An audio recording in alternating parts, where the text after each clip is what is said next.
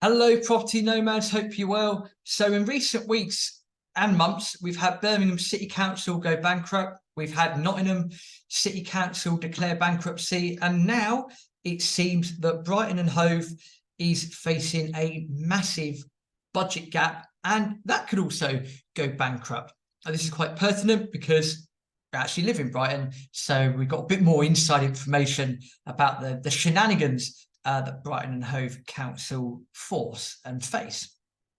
On an interesting side note, there was a job actually that came up a little while ago that I applied for a laugh, and it was to be the Chief Executive Officer of Brighton and Hove Council.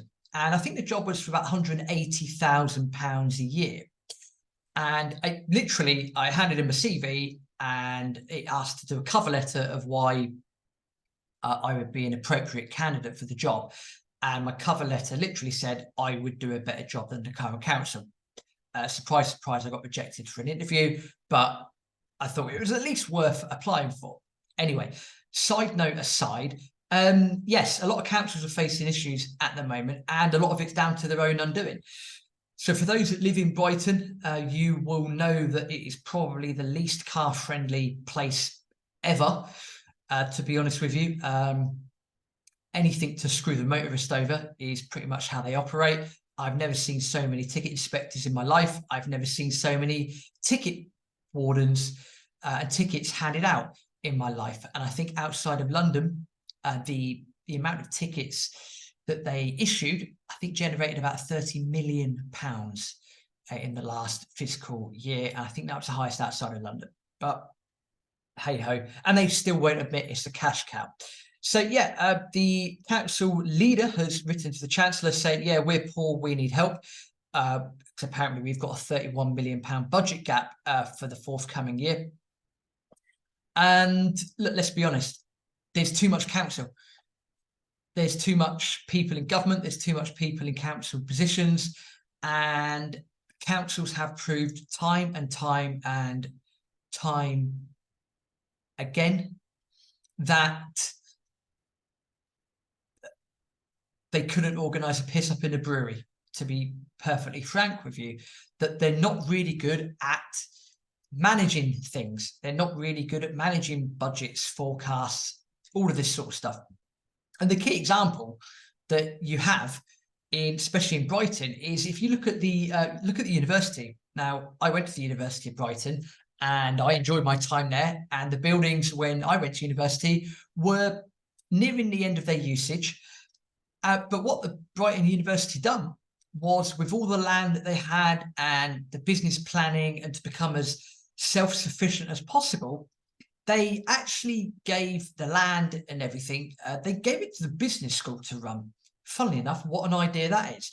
Now, if you look at the transition that Brighton University has had in the last 10, 15 years, a lot of the land that they own in and around Lewis Road area has been developed. Yes, it helps. They reached an agreement, I think, when the Brighton and Hove Albion's new stadium was built. But the business school's in charge of property.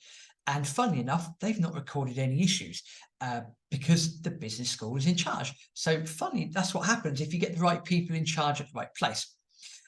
What don't help at all, and again, this is probably going to be the same with a lot of councils moving forwards, is that it's all right to cite government and say, well, the government have slashed budgets, and the government have done this, and the government have done that, and we're getting the short end of the stick. Ultimately, I'm not even sure that any council has the opus operandi or modus operandi to look at themselves and go, hang on a minute, actually, how do we cut our own expenses here? Can we get rid of a few people? Can we make this more efficient? Can we make that service more effective? I bet you they don't do that. But they'll just keep looking at government, and they'll keep moaning at government and say, well, government's doing this, government's doing that, bad, bad, bad, bad, bad. And they're not actually looking at themselves. And you might as well just get outside Westminster. Everyone might just go into Oliver Twist mode and go, please, sir, can I have some more? Because that's what's happening at the moment. And ultimately, as we've said in previous videos, and we'll keep saying again, you're paying for this. I'm paying for this. Why? Because I'm pretty sure you pay council tax. Don't get me started on council tax. Hate council tax. Don't mind paying it if you're going to use it properly, but they never use it properly. So anyway, Brighton and Hove is going into its own of a twist. They're moaning at government for giving them a budget gap, but I guarantee you they're not even using their own finances properly. And this goes hand in hand with two other articles about Brighton itself. Number one, residents are complaining that they need parking permits for the last area of Brighton that isn't permit parking, and that's making, you know, the issue with that is Brighton and Hove is such a parking permit place that, of course, if you find one place that doesn't have parking permits, of course you're going to flock there. And of course you're going to go there because people that actually do want to visit the city and work in the city and whatever, they're getting screwed over by all the parking permits and the cost of parking, that the minute they find a place, they'll go and park there. And so, you know what, the council just might as well make everywhere permit parking because it's a cash cow, they know it. But yeah, of course, residents are complaining and saying, well, we need, you know, we want parking permits here, yada, yada, yada. So that's one article. Second article that made me laugh is that Brighton and Hove Council to discuss parking reviews. And apparently they are looking to have people pay for their parking based on their vehicle's emissions, which again is a bit of a bonkers idea. I'm surprised they haven't gone down their own emission zone yet, to be honest with you, like many councils have. I'm surprised if all councils, Brighton and Hove, I should say, haven't done that yet. But it did say in July that it had no plans to introduce a ULEZ into Brighton and Hove, but then you might as well, because funny enough, you're a Labour council and you just admit that you need to cash cow the motorist because you skim. There you are. You skim, and you skim for probably a lot of reasons. Misallocation of finance is probably your main reason. And just come out and say you're going to introduce it, you hate motorists, and it's complete cash cow. I'm going to take a step off of my high horse and let's make this productive. So what's happening up and down the country is a lot of councils at the moment are pleading that they're poverty stricken, they're poor, they've been left with budget deficits, and it's all because of government. These councils are probably not looking at themselves, and they're probably not looking at how they spend their own cash. We've done videos on this YouTube channel recently about Birmingham City Council wasting £2 million to buy or lease cars that weren't even good enough for their own ultra low emission zones. We've also done a video where a council in London chased someone over unpaid council tax, despite the fact the council owned the property and had owned the property for the last 3 years. It's just complete misallocation of resources. And councils don't seem to want to look at themselves first, and they just want to, you know, oh, let's just raise tax, higher parking costs, ultra low emission zones, let's screw the motorist over at every opportunity that we can. And there's only so far people can go with that sort of stuff. I would advise every council to have a look at yourselves, have a look at how much you're paying your own colleagues, have a look at how much you're actually getting done, and maybe look at cutting your own budget. Because, you know, funny enough, part of running a business is you have to generate, or you should generate, more income than you expend, and therefore you need to balance your own books. But of course, when you're dealing with cash taxpayers' money, who gives a shit?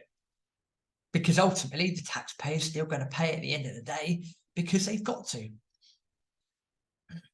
There is a situation in a nutshell. That's the issue that we have in this country. It's probably an issue that we have globally as well, and it's an absolute pain in the ass.